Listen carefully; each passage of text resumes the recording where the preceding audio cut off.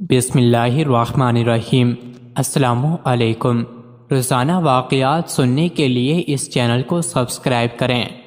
ابن عساکر میں ہے کہ حضرت معاویہ رضی اللہ عنہ کے زمانے میں مسلمانوں نے جہاد کیا، جس میں حضرت عبد الرحمن بن خالد رضی اللہ عنہ امیر لشکر تھے۔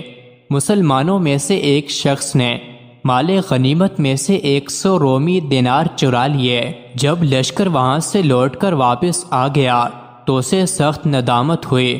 وہ ان دیناروں کو لے کر امیر لشکر کے پاس آیا، لیکن انہوں نے ان کے لینے سے انکار کر دیا کہ میں اب لے کر کیا کروں، لشکر تو متفرق ہو گیا، کیسے بانٹ سکتا ہوں، اب تو اسے اپنے پاس ہی رہنے دے، قیامت کے دن اللہ تعالیٰ کے پاس ہلانا۔ اس نے صحابہ کرام رضوان اللہ علیہم سے پوچھنا شروع کیا، لیکن ہر ایک یہی جواب دیتا رہا۔ یہ مسکین ان دیناروں کو حضرت معاویہ رضی اللہ عنہ کے پاس لایا اور کہا کہ آپ انہیں لیجئے، لیکن آپ نے بھی نہ لیے۔ اب یہ روتا پیٹتا وہاں سے نکلا۔ راستے میں اسے حضرت عبداللہ بن شعر رحمۃ اللہ علیہ ملے۔ یہ بہت بڑے فقیہ تھے۔ انہوں نے پوچھا کیوں رو رہے ہو؟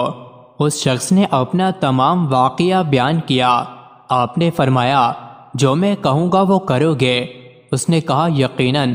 آپ نے فرمایا جا کر 20 دینار حضرت معاویہ رضی اللہ عنہ کو دے آؤ اور باقی کے 80 دینار اللہ کی راہ میں اس پورے لشکر کی طرف سے خیرات کر دو۔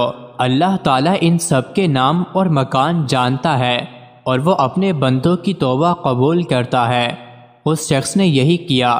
حضرت معاویہ رضی اللہ عنہ کو جب یہ خبر پہنچی تو آپ نے فرمایا واللہ مجھے اگر یہ مسئلہ سوچ جاتا اور میں اسے یہ فتویٰ دے دیتا تو مجھے اپنی ساری سلطنت اور ملکیت سے زیادہ محبوب تھا۔ اس نے نہایت اچھا فتویٰ دیا۔ ایک بار حضرت موسیٰ علیہ السلام نے کہا اے میرے رب، آپ مجھے اپنا عدل دکھلائیے۔ اللہ نے ارشاد فرمایا فلاں مقام پر چلے جائیں۔ آپ علیہ السلام وہاں گئے۔ انہوں نے ایک چشمہ اور ایک درخت دیکھا، درخت کے نیچے چھپ کر بیٹھ گئے۔ اتنے میں ایک سوار آیا، اس نے چشمے کا پانی پیا اور 1000 اشرفیوں کی تھیلی بھول گیا۔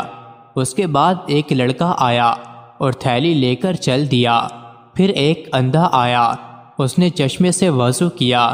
اتنے میں اس سوار کو اپنی تھیلی یاد آئی تو وہ واپس آیا اور اندھے سے اس نے تھیلی کے بارے میں پوچھا۔